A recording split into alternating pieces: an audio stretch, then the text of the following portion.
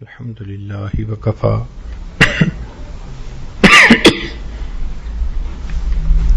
وسلام على عباده الذين اصطفى أما بعد أعوذ بالله من الشيطان الرجيم بسم الله الرحمن الرحيم قل هل يستوي الذين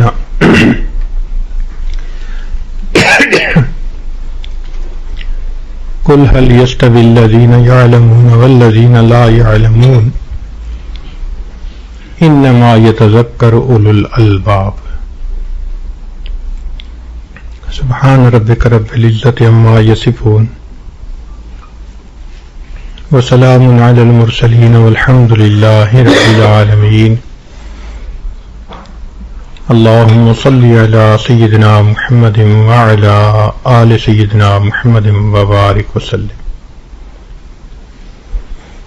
میرے محبوب صلی اللہ علیہ وسلم آپ فرما دیجئے کیا علم والا اور بے علم برابر ہو سکتے ہیں؟ انما یتذکر اولو الالباب، اس بات کی پرکھ وہی رکھتا ہے جو عقل مند ہے، اس کو انڈرسٹینڈ وہی کر سکتا ہے جس کو اللہ نے عقل کے نور سے نوازا ہے۔ جو بے عقل ہو اس سے گفتگو ہی نہیں ہماری۔ جو صاحب عقل ہوگا وہ اس فرق کو پہچانے گا کہ عالم اور جاہل برابر نہیں ہوتے۔ اس آیت مبارکہ میں مفسرین نے 3 الفاظ پر بڑی روشنی ڈالی ہے۔ پہلی بات قل فرما دیجئے، شاہی اعلان جب بھی ہوتا ہے تو اسی طرح ہوتا ہے کہ متوجہ کیا جاتا ہے۔ کہنے والا کہتا ہے کہ لوگوں شاہی اعلان سنایا جائے گا، متوجہوں کے بات کو سنو۔ تو قل کا لفظ متوجہ کر رہا ہے کہ یہ اللہ رب العزت کا کلام ہے مگر محبوب کی زبان سے پہنچایا جا رہا ہے۔ دوسرا لفظ ہے حل، یہ استفہامیہ ہے۔ علامہ تفتزانی رحمۃ اللہ علیہ نے لکھا ہے کہ استفہام انکاری میں بسا اوقات توبیخ ہوتی ہے، تو ہے تو حل لیکن اس میں توبیخ بھی ہے کہ جو اس کو مانے گا نہیں وہ پھر سزا پائے گا۔ اور ایک لفظ ہے یعلمون۔ یعلمون میں یہاں مفعول ذکر نہیں کیا کہ علم والے ہیں تو کس علم والے ہیں۔ اس کی وجہ یہ تھی کہ علم کا لفظ لگتا ہی دین کے علم کے لیے ہے۔ اب دیکھیں، ایک لفظ ہے ٹوپی، تو کہنے کی ضرورت ہی نہیں کہ یہ سر پہ پہنی جاتی ہے، لفظ بتا دیتا ہے۔ جوتی بتانے کی کوئی ضرورت نہیں، ہر بندہ جانتا ہے کہ پاؤں میں پہنی جاتی ہے۔ تو جس طرح ٹوپی اور جوتی کا لفظ بتاتا ہے کہ استعمال کیا ہے، اسی طرح علم کا لفظ بتاتا ہے کہ مقصود اس سے کون سا علم ہے۔ جو رہ گیا دنیا کا علم، تو اللہ تعالیٰ ان کو دنیا کے علم کے باوجود فرماتے ہیں کہ لا یعلمون یعلمون ظاہرا من الحیات الدنیا وہم عن الآخرۃ ہم غافلون۔ تو علم کے باوجود انہیں اللہ نے بے علم کہا۔ یہ تو مادے کا علم جانتے ہیں، یہ تو دنیا کے ظاہر کا علم جانتے ہیں، ان کو علم کا کیا پتہ علم کیا ہوتا ہے۔ تو یہاں جو علم مراد ہے وہ علم کتاب اللہ، اللہ کی کتاب کا علم۔ اس لیے نبی اسلام نے فرمایا خیرکم من تعلم القرآن وعلمہ، تم میں سے بہتر ہے جو قرآن سیکھے اور سکھائے، پڑھے اور پڑھائے۔ اب اس میں پڑھنے کو مقدم کیا، تعلم کو مقدم کیا۔ کیوں؟ اس لیے کہ انسان فطرت کی ترتیب یہی ہے، پہلے سیکھتا ہے بعد میں سکھانے کے قابل ہوتا ہے، پہلے خود پڑھتا ہے بعد میں استاد بنتا ہے۔ تو ترتیب بھی یہی ہے۔ اور دوسرا یہ کہ خیرکم فرمایا تو خیریت میں متعلم معلم سے بڑھا ہوا ہوتا ہے. کیوں کہ معلم کو تنخواہ بھی ملے گی، استاد کا رتبہ بھی ملے گا، عزت بھی ملے گی، مگر متعلم کو تو کچھ نہیں مل رہا ہوتا، اس کا مجاہدہ زیادہ ہوتا ہے. اس لیے خیریت میں اس کو مقدم فرمایا. اور ویسے بھی عموماً استاد اپنی جگہ پر ہوتا ہے، یہ شاگرد ہی ہوتا ہے جو سفر کی مشقتیں اٹھا کے استاد کے پاس پہنچتا ہے. تو استاد کے لیے عموماً دیس ہوتا ہے، شاگرد کے لیے پردیس ہوتا ہے. اس لیے اللہ تعالی نے یہاں متعلم کو پہلے ذکر فرمایا. پھر فرمایا قل رب زدنی علما، اے اللہ میرے علم میں اضافہ فرما دیجئے. اس سے معلوم ہوتا ہے کہ طالب علم کو اپنے علم پر زندگی میں کبھی بھی قناعت نہیں کرنی چاہیے. جتنا بھی علم حاصل ہو، زیادہ علم ابھی بھی موجود، تو جتنا مرضی علم مل جائے انسان قناعت نہ کرے. اس دریا کا دوسرا کنارہ نہیں ہے. پہلا کنارہ تو تھا کہ چلے یہاں سے، لیکن اس کا دوسرا کنارہ کہاں ہے وہ نہیں ہے. لہذا پوری زندگی انسان کو طالب علم بن کر ہی گزارنی چاہیے، اور وہ ذہن میں یہ رکھے کہ جتنا بھی میں نے علم حاصل کیا مجھ سے زیادہ بھی علم والے. اللہ تعالیٰ فرماتے ہیں فوق کل ذی علم علیم، ہر علم کے اوپر ایک علیم ہوتا ہے. تو یہ پوری زندگی کا سفر ہے، اس میں انسان کو ہمت لگانی چاہیے. چنانچہ حدیث پاک سے بھی ثبوت ملتا ہے. فرمایا من ہمان لا یشبعان، کہ دو بھوکے ایسے ہیں، حریص ایسے ہیں، ان کے دل نہیں بھرتے. ایک دنیا کا حریص کہ اس کا پیٹ نہیں بھرتا، ایک علم کا حریص کہ اس کا دل نہیں بھرتا. لیکن مقصود اگر محمود ہے تو حرص بھی محمود ہوگا، اور مقصود اگر مذموم ہے تو حرص بھی مذموم. لہذا دنیا کی حرص مذموم ہے، اور علم کی یہ حرص یہ محمود کہلائے گی، اچھی کہلائے گی. اللہ کو وہ بندہ اچھا لگے گا جو علم حاصل کرنے کے لیے پوری زندگی اپنے آپ کو طالب علم سمجھے گا. اب ایک ہوتا ہے انسان کے علم کی وسعت، اور ایک ہوتا ہے انسان کے علم کی گہرائی. یہ دو الگ الگ چیزیں ہیں. اس کو یوں سمجھیں، ایک تو ہوتی ہے سمندر کی وسعت، کہ سمندر کتنا وسیع ہے. تو آپ دیکھیں گے کہ ایک طرف دنیا کے ایک کونے پہ اور دوسری طرف دنیا کے دوسرے کونے پہ وسعت اتنی ہے. تو اس وسعت سے پھر تبحر کا نام بحر سے نکلا، تبحر علمی. تو ایک ہوتا ہے تبحر علمی، یہ انسان کو کثرت مطالعہ سے حاصل ہو جاتی ہے. جو بک ورم ہوگا، کتاب کا کیڑا ہوگا، ہر وقت کتاب پر جھکا ہوا ہوگا، اور جس کا اوڑھنا بچھونا کتابیں ہوں گی، اس کو یہ وسعت مل جائے گی. کسی ٹاپک پہ بات کر لیں وہ جانتا ہوگا، کسی عنوان پہ بات کر لیں وہ جانتے ہوں گے. آپ جس چیز کے بارے میں پوچھیں گے وہ آپ کو بتائیں گے. ان کی معلومات اتنی وسیع ہوتی ہیں. اس کو کہتے ہیں وسعت علمی، تبحر علمی. اور ایک کو کہتے ہیں تفقہ، سمجھ دین کی.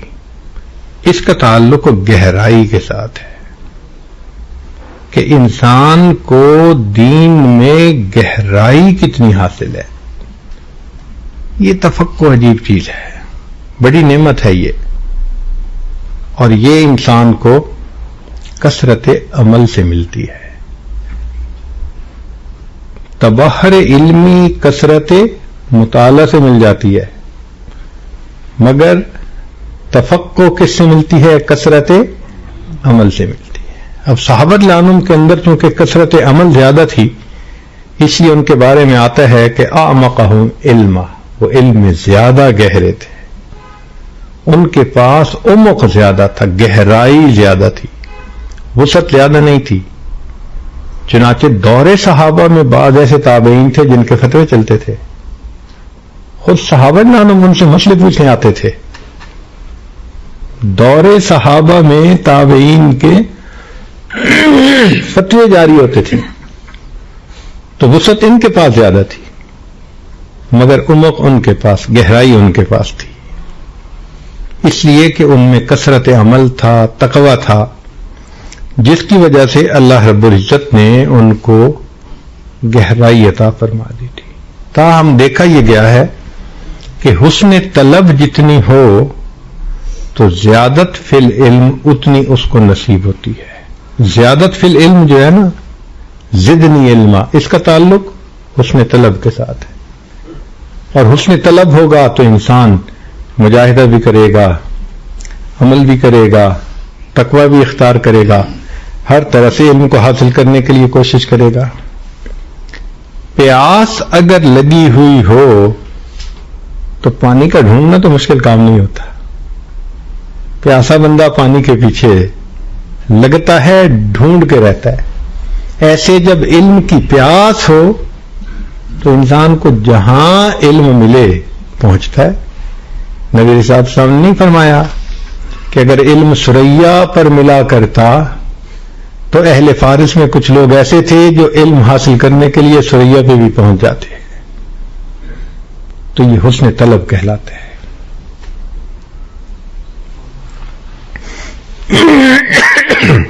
امام ابو یوسف رحمۃ اللہ علیہ فرماتے ہیں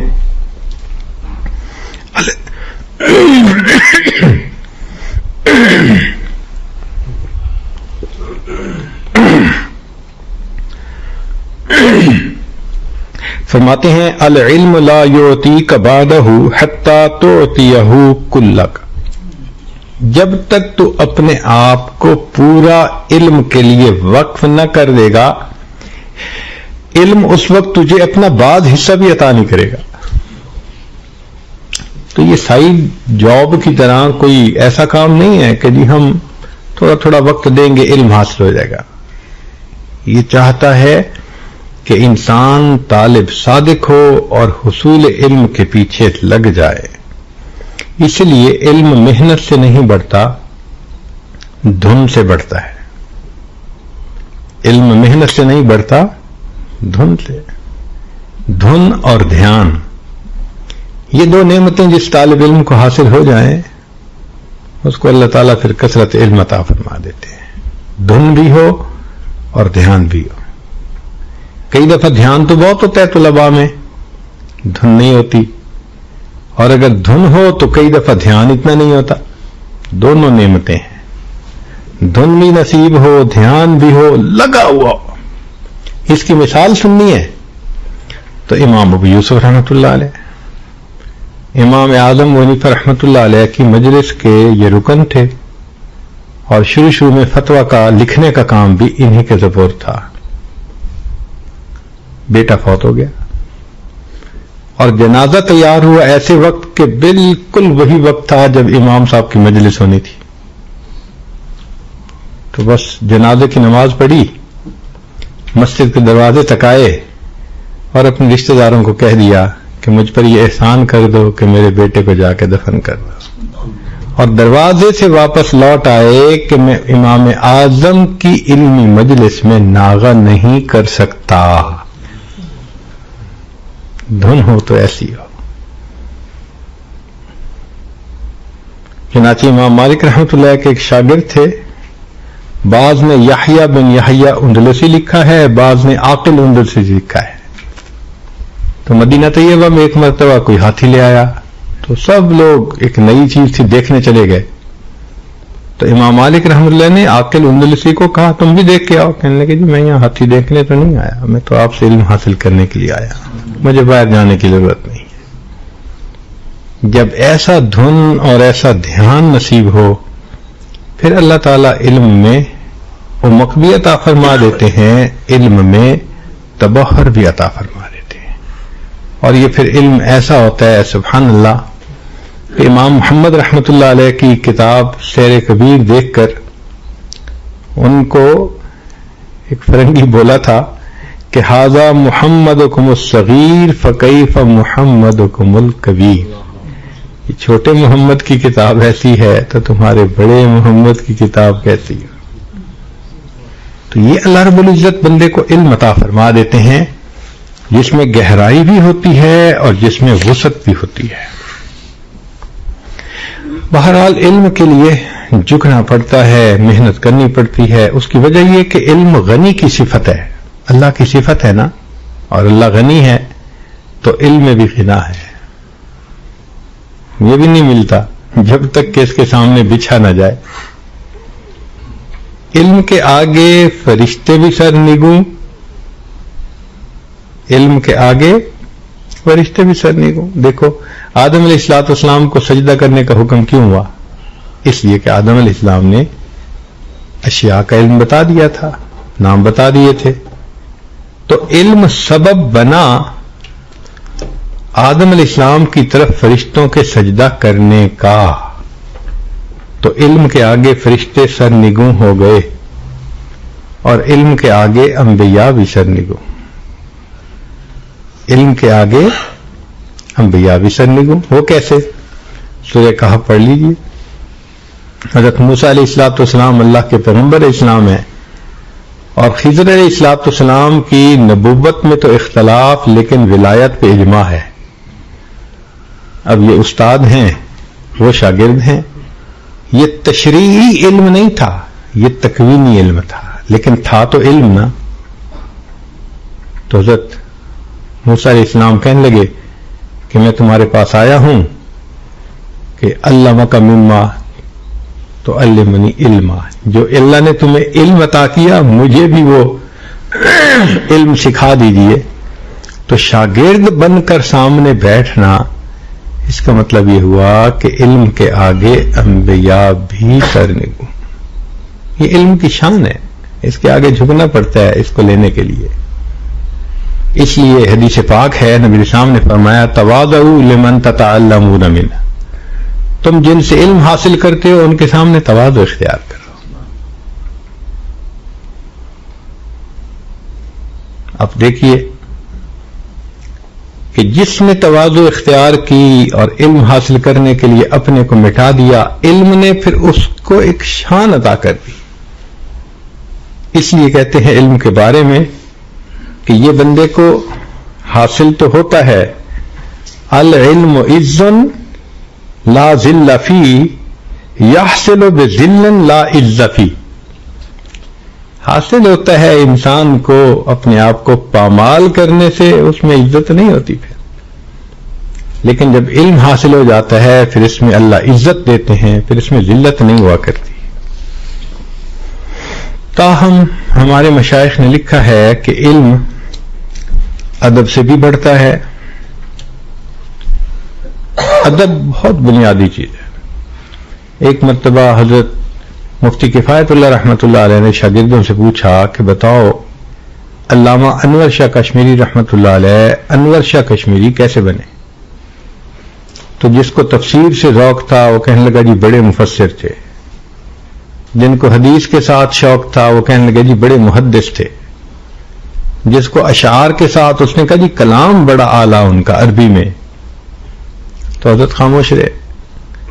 پھر کسی شاگرد نے کہا کہ حضرت آپ بتا دیجئے، تو انہوں نے فرمایا کہ ایک مرتبہ یہ کوشچن خود علامہ انور شاہ کشمیری رحمۃ اللہ علیہ سے کسی نے پوچھا، ڈائریکٹ کوشچن کیا کہ حضرت آپ علامہ انور شاہ کشمیری رحمۃ اللہ کیسے بنے؟ تو حضرت نے جواب میں فرمایا کہ اللہ نے مجھے کتابوں کا ادب عطا فرمایا تھا، میں بے وضو کتاب کو ہاتھ نہیں لگاتا تھا، میں قرآن مجید کے اوپر کبھی حدیث پاک کی کتاب نہیں رکھتا تھا، حدیث پاک کے اوپر فقہ کی کتاب نہیں رکھتا تھا، فقہ کے اوپر تاریخ کی کتاب نہیں رکھتا تھا، کتابوں کے رکھنے میں بھی ان کے درجات کا لحاظ کرتا تھا اور بے وضو ہاتھ نہیں لگاتا تھا۔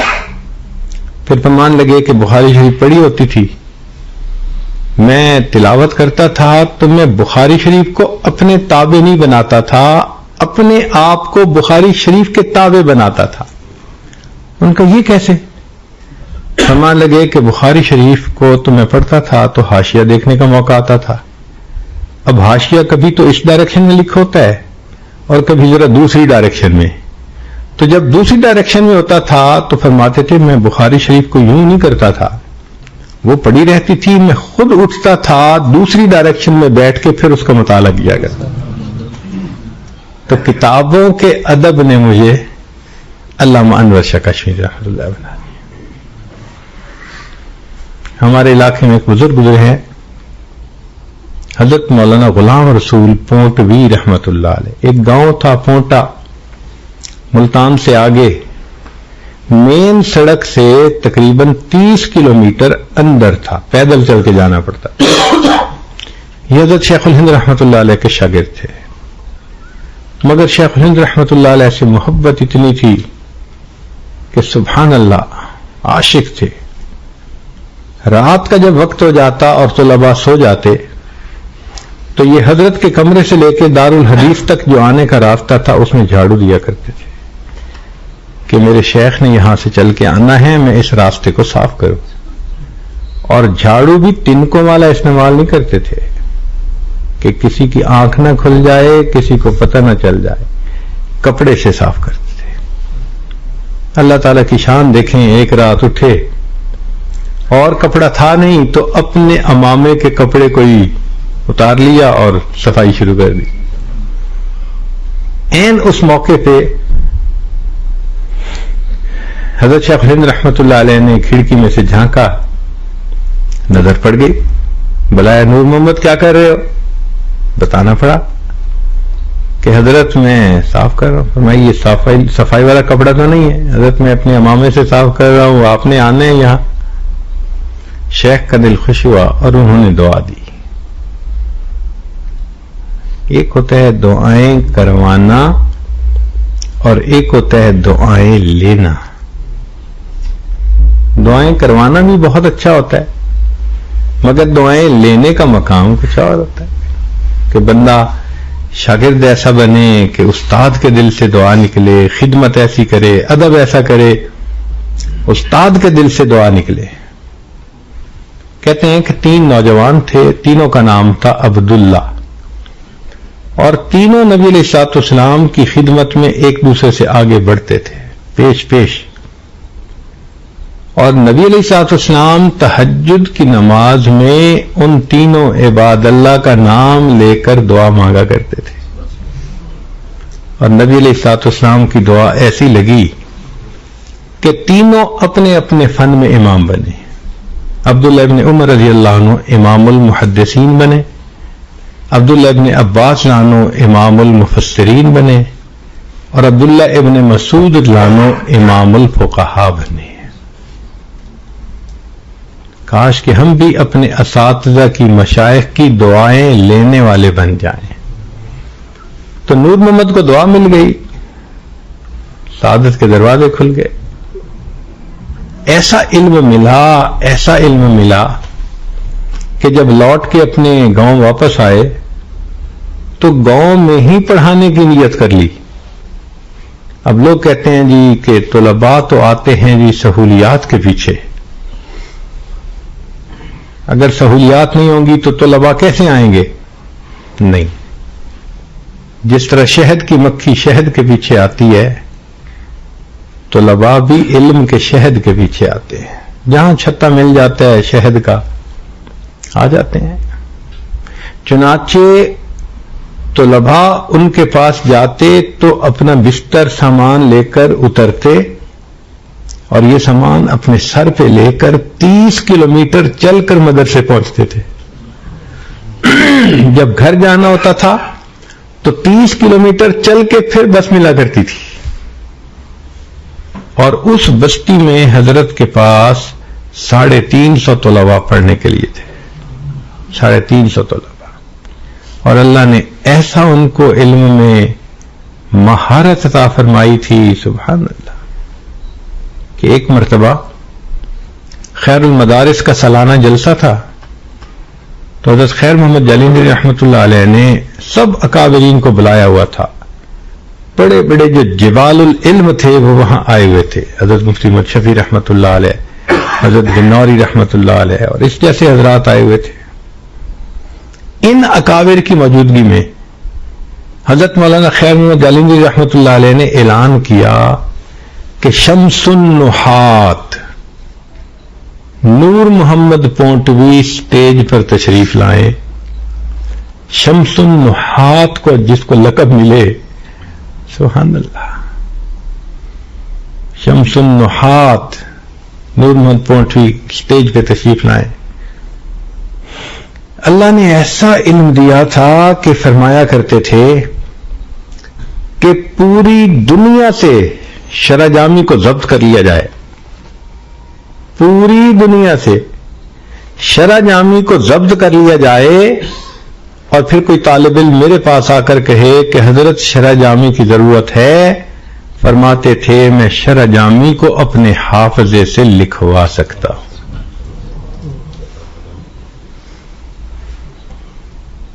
ادب، استاد کی دعا، پھر دیکھو اللہ نے کیا علم عطا فرمایا.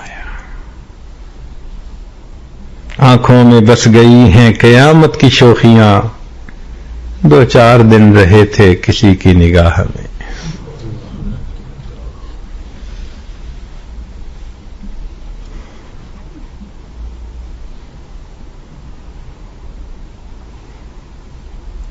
اور دوسری چیز جس سے علم میں تفقع آتی ہے وہ ہے تقوی.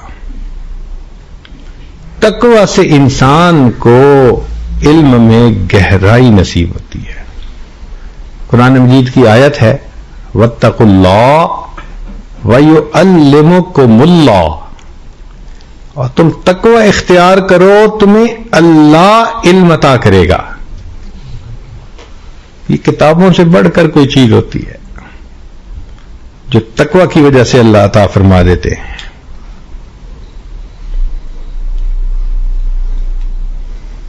چنانچہ قاری ابن طیب رحمۃ اللہ علیہ فرماتے ہیں کہ حضرت نانوتوی رحمۃ اللہ علیہ کے خادم تھے حاجی امیر شاہ خان، حاجی امیر شاہ. تو فرماتے تھے کہ ان سے مسئلہ پوچھنے کے لیے بڑے بڑے علماء آیا کرتے تھے. کہتے ہیں کہ حضرت کشمیری رحمۃ اللہ علیہ اعتقادیات کے بارے میں جب کسی مسئلے پہ غور کر کر کے تھک جاتے تھے تو حضرت کشمیری رحمۃ اللہ علیہ اس خادم کے پاس آتے تھے اور تھوڑی دیر بیٹھ کے ویسے ہی باتیں کرتے تھے، اور باتوں باتوں میں ان کی زبان سے اللہ کوئی ایسا لفظ نکلوا دیتے تھے، علامہ کشمیری ہم سے فرماتے تھے کہ میرا مسئلہ حل ہو جایا کرتا تھا. یہ ان کے تقوی کی وجہ سے تھا. حضرت نانوتوی رحمۃ اللہ علیہ فرماتے ہیں کہ لوگ تو حاجی صاحب کے تقوی اور عبادت کی وجہ سے ان سے بیعت ہوئے، لوگ تو حاجی صاحب کے تقوی اور ان کی عبادت کی وجہ سے ان سے بیعت ہوئے. فرماتے تھے میں حاجی صاحب کے علم کی وجہ سے ان سے بیعت ہوا. تو کہا کہ وہ تو ایسے عذاب تھے کہ عالم نہیں تھے جیسے ہونا چاہیے، آپ ہیں جیسے. تو فرمانے لگے کہ نہیں، حضرت حاجی صاحب مقصود پہلے بتا دیتے تھے اور پھر اس کے لیے ہم دلائل ڈھونڈا کرتے تھے. اور علماء کا مسئلہ یہ ہے کہ دلائل ان کے پاس ہوتے ہیں، ان کو مقصود تلاش کرنا پڑتا ہے. اس لیے مقصود کے تلاش کرنے میں کبھی کمی ہو جاتی ہے، لیکن جس کو اللہ کی طرف سے نتائج سے پہلے مطلع کر دیا جائے تو دلائل تو ڈھونڈنے بڑے آسان کام ہوتی. تو یہ تقوی کی وجہ سے اللہ رب العزت نے ان کو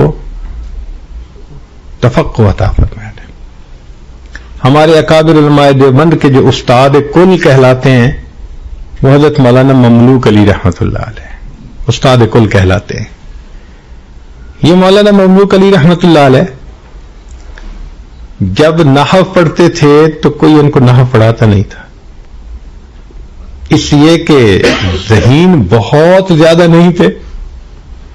تو جو پڑھاتا تھا وہ استعداد کو دیکھ کے تو کہتا تھا کہ یہ غبی سا بچہ ہے تو اس کو کیا محنت کرے اس کے اوپر. منت سماجت کرتے تھے علماء کی کہ مجھے پڑھا دے، اور علماء کہتے تھے کہ نہیں ہمارے پاس ٹائم نہیں. بہت مایوس ہو گئے مولانا مملوک علی رحمۃ اللہ علیہ. اس مایوسی کے عالم میں شاہ عبد العزیز رحمۃ اللہ کے پاس چلے گئے، اور شاہ عبد العزیز رحمۃ اللہ علیہ نے صرف ان کو ایک مرتبہ سبق پڑھایا. تو شاہ صاحب کے ایک مرتبہ سبق پڑھانے پر دل ایسا کھلا کہ انہوں نے تقوی کو اختیار کیا. اللہ نے اتنا علم دیا کہ علماء کے استاد کل کہلاتے.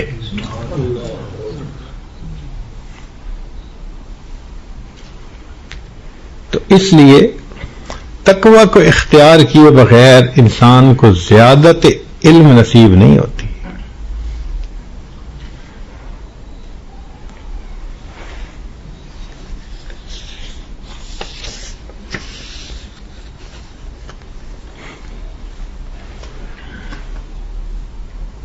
ہمارے اکابر علماء دیوبند کو اللہ رب العزت نے علم میں جو مقام عطا کیا تھا، سبحان اللہ، وہ اپنی مثال آپ ہے.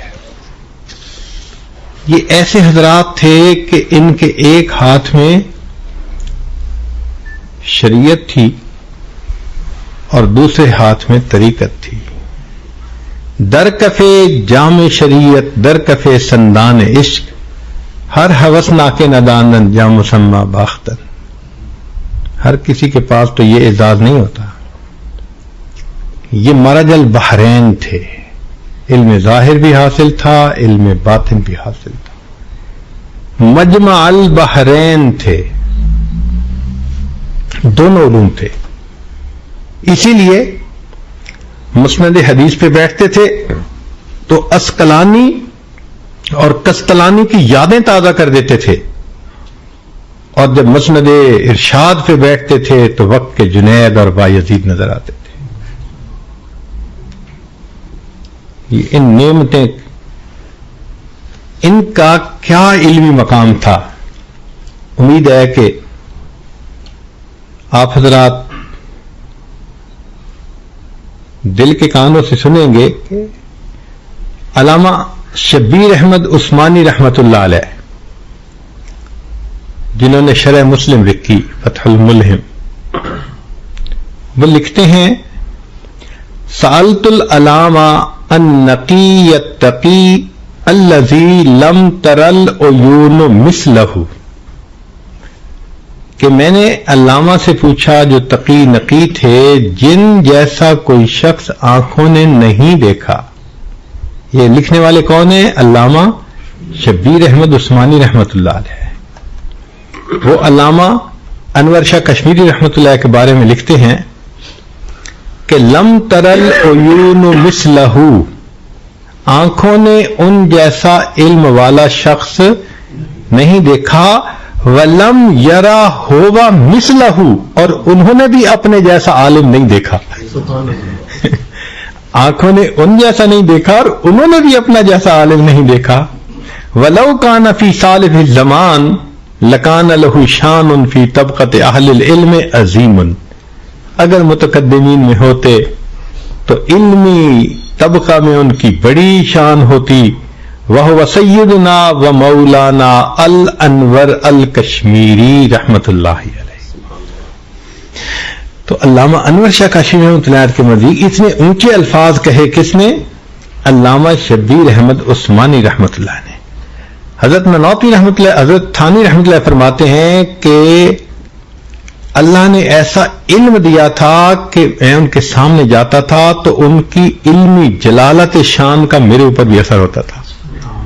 فرماتے ہیں ورنہ میں متاثر نہیں ہوتا تھا اتنا جلدی، لیکن جب علامہ انور شاہ کشمیری رحمۃ اللہ کے پاس بیٹھتا تھا تو جیسے شیر کے پاس بیٹھو تو دل پہ ایک روب ہوتا ہے.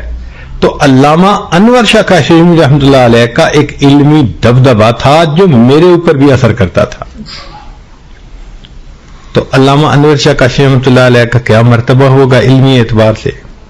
اب ذرا سنیے کہ علامہ انور شاہ کشمیری رحمت اللہ علیہ حضرت گنگوہی رحمت اللہ علیہ کے بارے میں کیا فرماتے ہیں.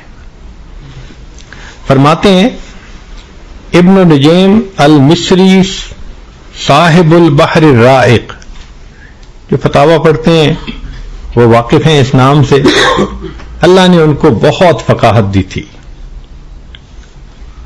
تو ان کے بارے میں فرماتے ہیں کہ ابن نجیم مصری افقہ عندی من الشامی، وہ میرے نزدیک علامہ شامی رحمت اللہ علیہ سے زیادہ افقہ تھے، زیادہ تفقہ والے تھے.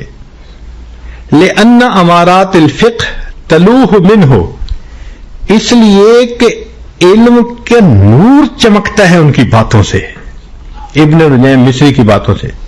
وَكَذَلِكَ، اور اسی طرح شاہ عبد العزیز المحدث الدہلوی، وَكَذَلِكَ شیخ مشائخنا رشید احمد کنکوہی افقہ عندی من الشامی.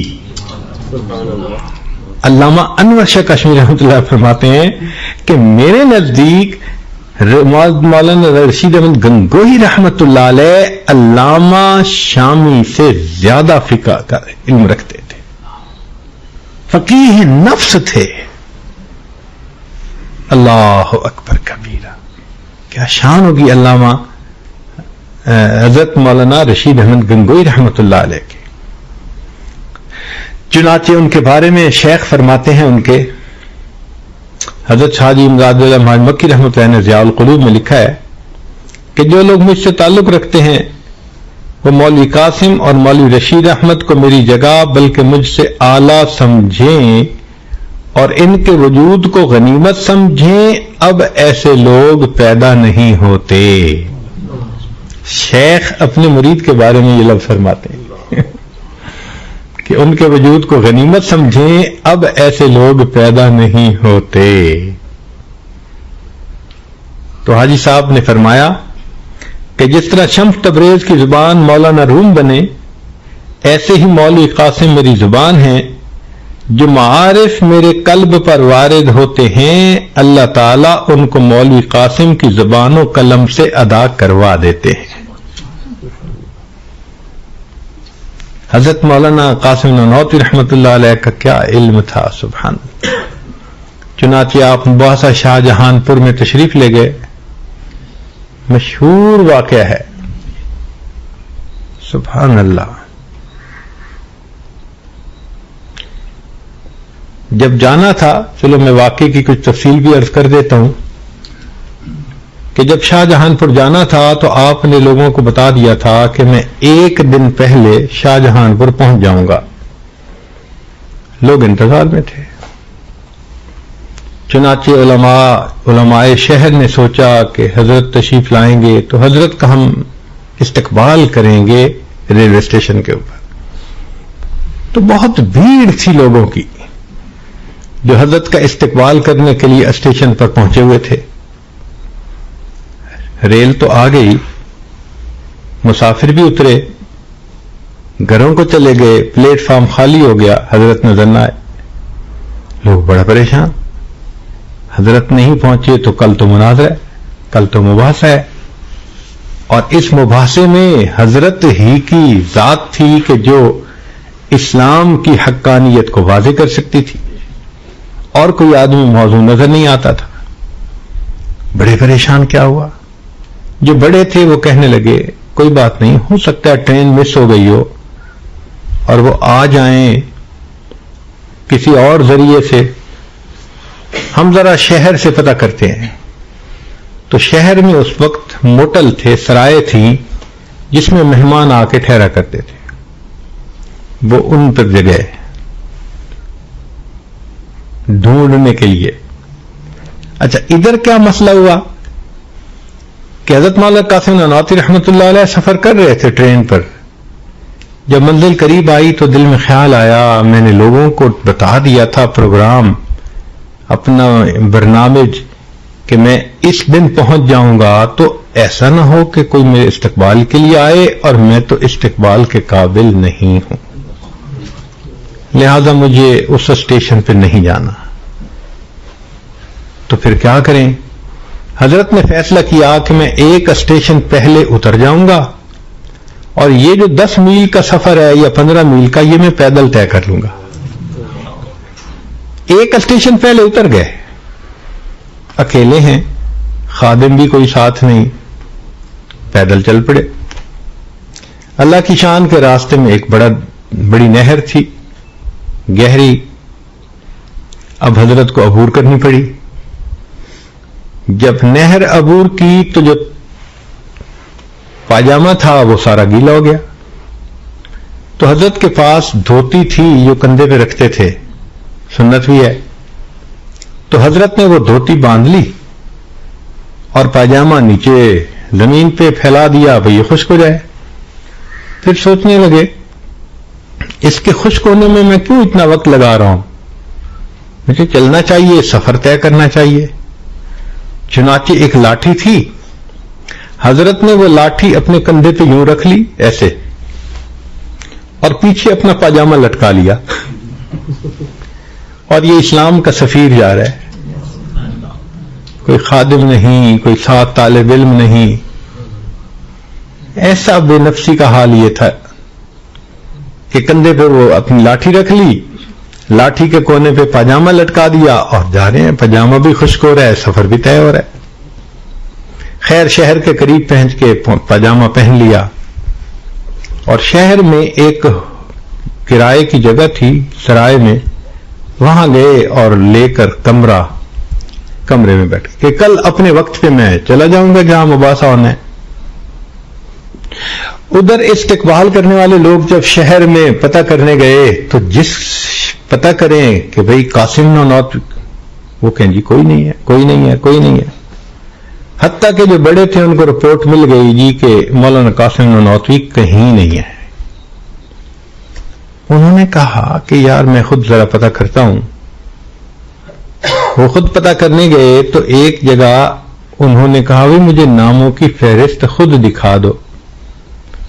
تو جب نام دیکھے تو ایک نام لکھا ہوا تھا خورشید حسن، اور یہ حضرت کا تاریخی نام تھا۔ تو حضرت نے معروف نام بھی وہاں نہیں لکھوایا، خورشید حسن کا نام لکھوا دیا کہ کسی کو پہچاننے میں بھی کوئی آسانی نہ رہے اور کم رہے۔ تو انہوں نے پوچھا بھئی یہ مولانا ہیں ایسے ایسے؟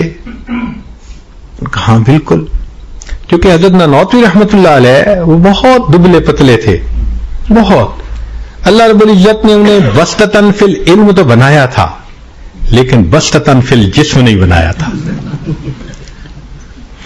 آج کل تو ماشاءاللہ ہم بسطتاً فی الجسم زیادہ ہوتے ہیں، جہاں ہم جاتے ہیں دیکھنے والا دیکھ کے کہتے ہیں بڑا بھاری عالم آ رہا ہے۔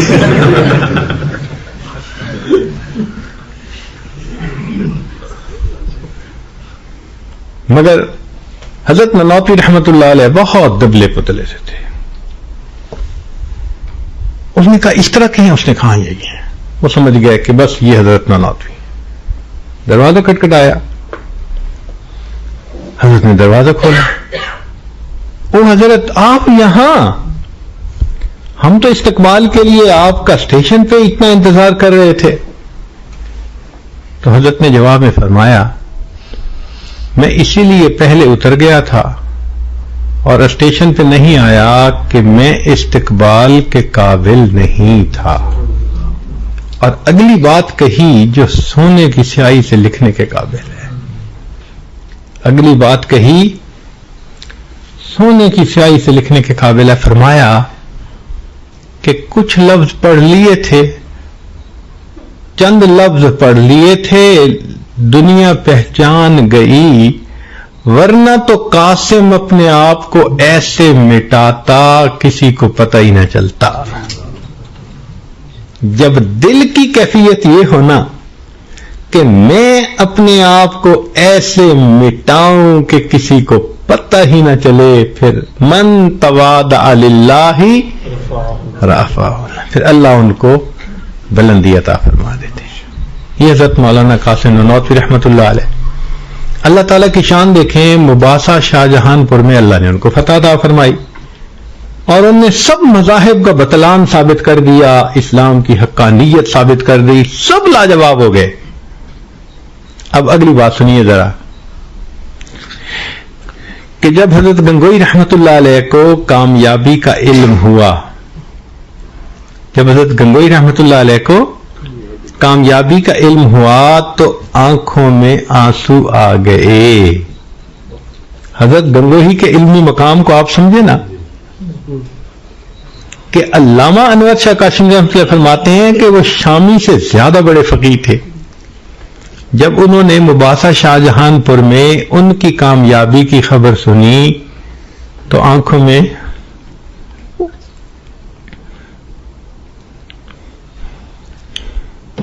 آنسو آ گئے، فرمانے لگے ہمارا دوست اب ہم سے جدا ہو جائے گا،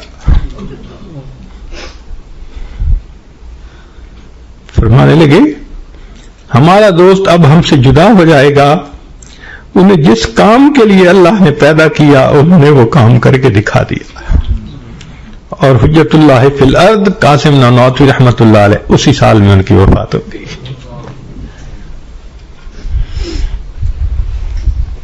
یہ اکابر علماء دیوبند کا علمی مقام تھا۔ حضرت گنگوئی رحمت اللہ علیہ کے بارے میں سائیں توکل شاہ امبالوی محجوب تھے، وہ فرمایا کرتے تھے کہ میں نے اس شخص کو مجلس نبوی میں مسند افتاء کے اوپر بیٹھے ہوئے دیکھا ہے۔ سائیں توکل شاہ امبالوی یہ کہا کرتے تھے۔ میاں عبد الرحیم ولایتی ایک بزرگ تھے، انہوں نے حضرت گنگوہی کو دیکھا تو فرمانے لگے کہ اس شخص کا قلم عرش الہی کو دیکھ کے چلتا ہے۔ یہ عبد الرحیم ولایتی رحمت اللہ علیہ۔ ہمارے بزرگوں میں سے حضرت مولانا فضل الرحمان گنج مراد آبادی رحمت اللہ علیہ نقشبندیہ سلسلہ کے بزرگ تھے اور ان کا کشف بڑا معروف تھا۔ اتنا تھا کہ ایک مرتبہ مولانا عبد الحی جنہوں نے موتا امام محمد پہ حاشیہ لکھا، اتنا علمی مقام ان کا، وہ ان کو ملنے کے لیے آئے اور راستے میں نماز پڑھنے میں کوئی کمی ہو گئی تو کشفن معلوم کر لیا اور مولانا کو اس غلطی پہ ڈانٹا، مولانا نے غلطی کو تسلیم کر لیا، اتنا کشف تھا ان کا۔ حالانکہ انہوں نے شرح وقایہ پہ بھی حاشیہ لکھا تھا۔ صاحب تفسیر حقانی وہ حضرت مولانا فضل الرحمان گنج مراد آبادی نے اس کو ملنے کے لیے آئے تو ان سے پوچھا کہ آپ نے جمل کا اور ابل کا کیا ترجمہ کیا؟ انہوں نے کہا اونٹ۔ تو فرمانے لگے کہ عربی زبان پڑھو، جمل کا معنی موٹا رسہ بھی ہوتا ہے اور ابل کا معنی بادل بھی ہوتا ہے، اور جب رجوع کیا گیا تو واقعی ان کی بات صحیح نکلی۔ حضرت مولانا احمد علی سہارنپوری رحمت اللہ علیہ ہمارے اکابر علماء دیوبند میں انوکھی شان والے، ایسے محدث نظر نہیں آتے جنہوں نے بخاری شریف پہ حاشیہ لکھا۔ انہوں نے 25 پارے حاشیہ لکھا تھا، وفات ہو گئی، پھر 5 پارے حضرت مولانا قاسم نانوتوی رحمت اللہ نے آخری مکمل کیے۔ وہ ایک مرتبہ ملنے کے لیے آئے تو مولانا فضل الرحمان گنج مراد آبادی رحمت اللہ علیہ نے ان کو فرمایا کہ مولانا تم نے بخاری شریف پہ حاشیہ لکھا ہے؟ جی۔ فرمانے لگے تم نے حاشیے پہ فلان جگہ غلطی کی ہے، اور جب انہوں نے حاشیے کی اس جگہ کو دیکھا تو ان کو اپنی غلطی صاف ظاہر ہو گئی، ایسا کشف تھا۔ اب ایک مرتبہ ہوا یہ کہ حضرت مولانا رشید گنگوئی رحمت اللہ علیہ کے پاس مولانا فضل الرحمان گنج مراد آبادی رحمت اللہ علیہ کا خادم آیا ملنے کے لیے حضرت کو، حضرت گنگوئی رحمت اللہ کو ملنے کے لیے۔ تھوڑی دیر بیٹھا، جب جانے لگا تو حضرت نے واپسی پہ فرمایا اس خادم کو کہ اپنے پیر سے کہنا کہ خلق محمدی اختیار کریں، یہ الفاظ کہہ دیے۔ اچھا ریزن کیا تھی کہ لوگ آتے تھے مولانا فضل الرحمان گنج مراد آبادی کی طرف اور وہ سختی کرتے تھے، خوب ان کو بگا دیتے تھے، دھکے دیتے تھے، تو جلالی طبیعت تھی اور معاملہ ایسا تھا.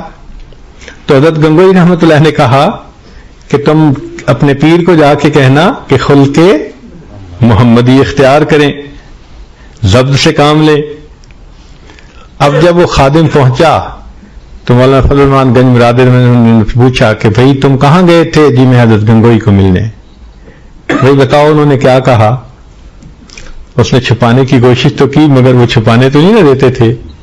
یہ حضرات تو جواسیس القلوب ہوتے ہیں نا. پوچھ لیا صحیح صحیح لفظ بتاؤ انہوں نے کیا کہے تھے. تو انہوں نے کہا کہ جی کہا تھا انہوں نے اپنے پیر کو کہنا ضبط سے کام لیں اور خلق محمدی اختیار کریں. یہ سن کے حضرت مولانا فضل الرحمان گنج مراد آبادی رحمت اللہ فرمانے لگے اس صاحبزادے جیسا ظرف میں کہاں سے لاؤں جو سمندر کے سمندر پیے بیٹھا ہے ڈکار بھی نہیں لیتا.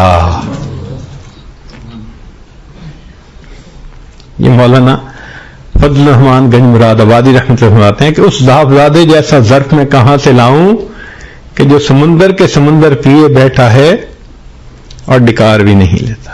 اس لیے ان کے شاگرد دیکھیں تو مولانا الیاس رحمت اللہ علیہ، ان کے شاگرد عبد الرحیم رائے پوری رحمت اللہ علیہ، ان کے شاگرد حضرت مولانا خلیل احمد سہارن پوری رحمت اللہ علیہ، ان کے شاگرد شیخ الہند رحمت اللہ علیہ، ان کے شاگرد سبحان اللہ.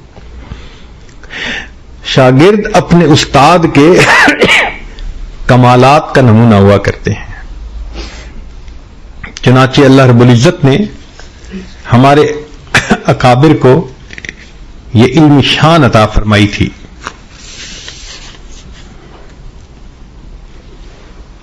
بلکہ بعض کتب میں لکھا گیا ہے کہ کس صدی کا مجدد کون تھا. تو بعض اوقات ایک شخصیت بھی مجدد رہی، بعض اوقات ایک جماعت بھی مجدد رہی. چنانچہ پہلی صدی میں تابعین میں عمر بن عبد العزیز رحمت اللہ علیہ کا نام لیا گیا ہے. پھر دوسری میں امام اعظم رحمت اللہ علیہ اور بعض نے امام شافعی کا بھی نام لکھا ہے. اور تیسری میں امام طحاوی رحمت اللہ علیہ اور امام اشعری رحمت اللہ علیہ، یہ علم کلام کے امام تھے، ان کا بھی نام لکھا ہے. چوتھی قاضی ابو بکر باقلانی رحمت اللہ علیہ، اللہ نے ان کو تفسیر کا امام بنایا تھا. پانچویں میں امام غزالی رحمت اللہ علیہ کا نام آتا ہے. چھٹی میں امام راضی رحمت اللہ علیہ، یہ فلسفہ کے ماہر تھے. ساتویں میں حافظ ابن دقیق العید، یہ رجال الحدیث کے ماہر تھے، ان کا نام آتا ہے. اور آٹھویں میں حافظ ابن حجر رحمت اللہ علیہ، سراج الدین بلقینی رحمت اللہ علیہ، زین الدین عراقی رحمت اللہ علیہ، یہ حدیث کے سب بزرگ تھے، ان کا نام آتا ہے. اور نویں میں علامہ سیوطی رحمت اللہ علیہ. اور 10ویں میں ملا علی قاری رحمت اللہ علیہ، انہوں نے فقہ الاکبر لکھی، مرقات، مناسک، جمع الوسائل کتابیں ہیں ان کی. 11ویں صدی میں امام ربانی حضرت مجدد الافسانی رحمت اللہ علیہ کا نام ہے. 12ویں صدی میں شاہ ولی اللہ محدث دہلوی رحمت اللہ علیہ، یہ ہندوستان کے وہ بزرگ ہیں جو جامع الاسانید کہلاتے ہیں. جامع الاسانید سے کیا مراد کہ پاک و ہند بنگلہ دیش کے جتنے بھی علماء ہیں ان کی علمی جو نسبت ہے وہ ان کے اساتذہ سے اوپر جاتی ہوئی شاہ ولی اللہ محدث رحمۃ اللہ سے اوپر جاتی ہے. یہ ایسا راؤنڈ اباؤٹ ہے کہ اس کو ایک راستہ ملتا ہے پھر وہاں سے آگے چلتا ہے. پھر 13ویں صدی کے مجدد حضرت تھانوی رحمۃ اللہ نے لکھا ہے کہ شاہ غلام علی دہلوی رحمۃ اللہ علیہ، سید احمد شہید رحمۃ اللہ علیہ بھی اسی میں تھے. اور پھر 14ویں صدی میں حضرت گنگوہی رحمۃ اللہ علیہ، حضرت اقدس تھانوی رحمۃ اللہ علیہ اور حضرت مولانا الیاس رحمۃ اللہ علیہ. آپ ان حضرات کے کام کو دیکھیں اور ان کے شاگردوں کے کام کو دیکھیں، آپ یقین کریں گے کہ اللہ نے ان کے ذریعے سے دین کو ایک نئی تازگی عطا فرمائی ہے. یہ وہ بزرگ تھے کہ جنہوں نے واقعی دین کی خدمت کی کہ آج ان کی علمی شان محسوس کر کے انسان حیران ہوتا ہے۔ حضرت شیخ الہند رحمۃ اللہ علیہ کی بات سنا کے میں اپنی بات کو ذرا مکمل کرتا ہوں کہ شیخ الہند رحمۃ اللہ علیہ کو فرنگی نے مالٹا میں قید کر دیا تھا، اور حضرت کے ساتھ حضرت کے شاگرد بھی تھے، حضرت مولانا حسین احمد مدنی رحمۃ اللہ علیہ، اور بھی دو حضرات تھے، نصیر الدین غور گشتوی رحمۃ اللہ علیہ۔ بالآخر وہاں سے پھر آزاد ہوئے اور حضرت واپس تشریف لائے۔ اب ہوا یہ کہ حضرت شیخ الہند رحمۃ اللہ علیہ کی جب وفات ہوئی تو حضرت مدنی رحمۃ اللہ اس وقت کلکتہ گئے ہوئے تھے، ان کو اطلاع پہنچائی گئی تو حضرت مدنی نے فرمایا کہ میں جنازے میں پہنچتا ہوں۔ اب حضرت شیخ الہند رحمۃ اللہ علیہ کو جب غسل دیا گیا تو شیخ الہند رحمۃ اللہ علیہ کی پیٹھ کے اوپر زخموں کے نشان تھے، کسی نے کبھی دیکھے ہی نہیں تھے۔ غسل دینے والے بڑے حیران، انہوں نے گھر والوں سے پوچھوایا، انہوں نے کہا جی حضرت کی عادت تھی کہ ایک بنیان تو اپنے جسم پہ رکھتے ہی تھے، عادتاً رکھتے تھے، ہمیں بھی کبھی پشت ننگی ایسے دیکھنے کا موقع نہیں ملا، تو جب گھر کے لوگوں کو بھی نہیں پتا تو اب عقدہ کون کھولے؟ بالآخر حضرت مدنی رحمۃ اللہ تشریف لائے تو لوگوں نے پوچھا کہ جی آپ ساتھ تھے مالٹا میں، آپ بتائیں کہ شیخ الہند رحمۃ اللہ علیہ کی پیٹھ پہ زخموں کے نشان کیسے تھے؟ تو حضرت مدنی رحمۃ اللہ کی آنکھوں میں آنسو آ گئے، فرمانے لگے کہ میرے شیخ نے مجھ سے عہد لیا تھا تم میری زندگی میں یہ بات کسی کو نہیں بتاؤ گے، لیکن اب وہ تو وفات پا گئے، اب میں یہ بات بتا سکتا ہوں کہ جب ہم وہاں تھے تو فرنگی نے حضرت شیخ الہند رحمۃ اللہ علیہ کو پکڑا اور انگارے زمین کے اوپر بچھائے اور کہا کہ یا تو یہ کہہ دو کہ تم ہمارے ساتھ ہو ورنہ ہم ان انگاروں پر تمہیں لٹائیں گے۔ تو حضرت نے فرمایا کہ نہیں، میں یہ تو نہیں کہہ سکتا، تو انہوں نے زبردستی حضرت کو انگاروں کے اوپر لٹایا۔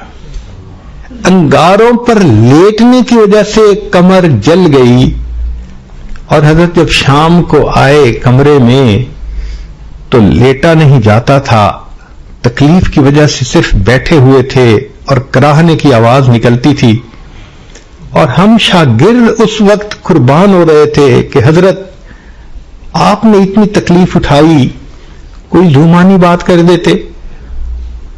حضرت امام محمد رحمۃ اللہ نے کتاب الحیل لکھی نا، ہیلا بھی تو ہے نا شریعت میں، تو جب جان کا مسئلہ ہو تو ہیلا اختیار کر سکتے ہیں، تو حضرت آپ کوئی ایسا لفظ کہہ دیتے، کوئی بات کر دیتے کہ وہ مطمئن ہو جاتے اور آپ کو تکلیف نہ دیتے۔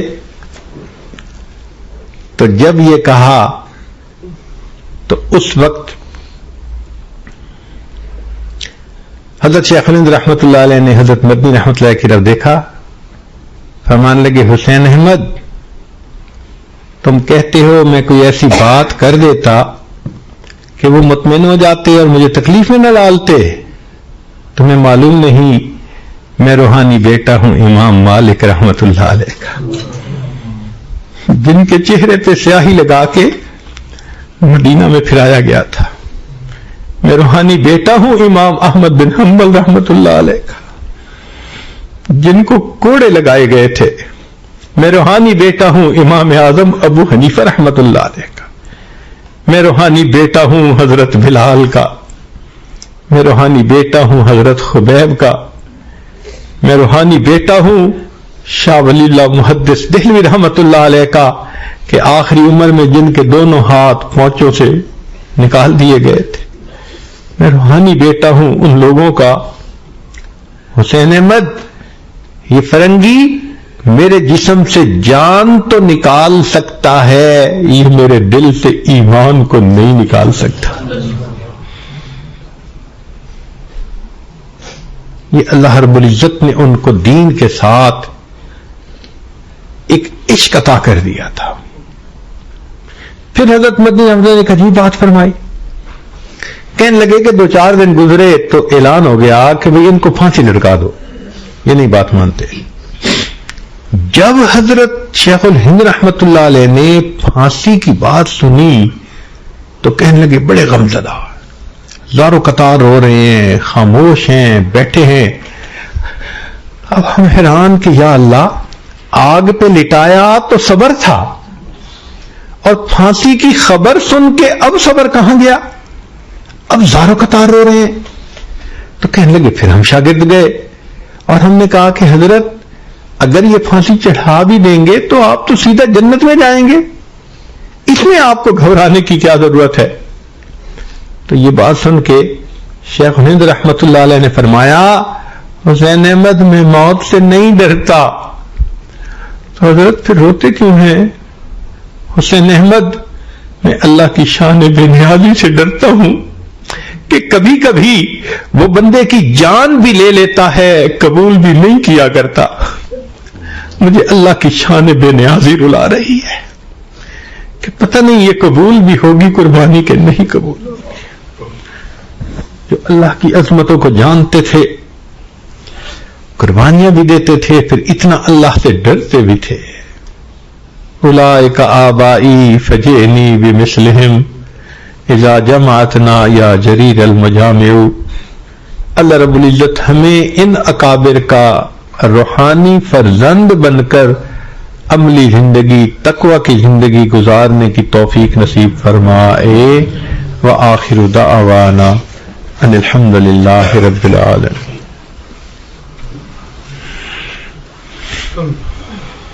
سبحان ربی الوہاب. اللہم صلی علی سیدنا محمد وعلی آل سیدنا محمد وبارک.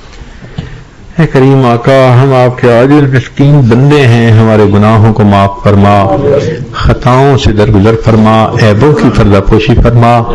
اللہ اس ادارے کو دن دگنی رات چوگنی ترقی نصیب فرما. جو کام کرنے والے حضرات ہیں اللہ ان کو اپنے مقبول بندوں میں شامل فرما. جو معاونین ہیں ان کو اللہ اپنے مقربین میں شامل فرما. جتنے علماء تشریف لائے ہیں اللہ سب کے آنے کو قبول فرما. اللہ ہم سب کو علمی نسبت پکی نصیب فرما. پوری زندگی اس پر جمے رہنے کی توفیق عطا فرما، اور قیامت کے دن اس علم کی نسبت سے اللہ اپنے حبیب صلی اللہ علیہ وسلم کے قدموں میں جگہ نصیب فرما. ان کے ہاتھوں حوض کوثر کا جام عطا فرما. قیامت کے دن ان کی شفاعت نصیب فرما. اے کریم آقا، ہمارے گناہوں سے درگزر فرما. اللہ ہماری ان دعاؤں کو اپنی رحمت سے قبول فرما. جو مانگا عطا فرما، جو مانگنا چاہیے تھا نہیں مانگ سکے اللہ ہمیں وہ بھی عطا فرما. ربنا تقبل منا انک انت السمیع العلیم تب علینا انک انت التواب الرحیم. صلی اللہ تعالی علی حبیبہ سیدنا محمد وآلہ واصحابہ اجمعین برحمتک یا ارحم الراحمین.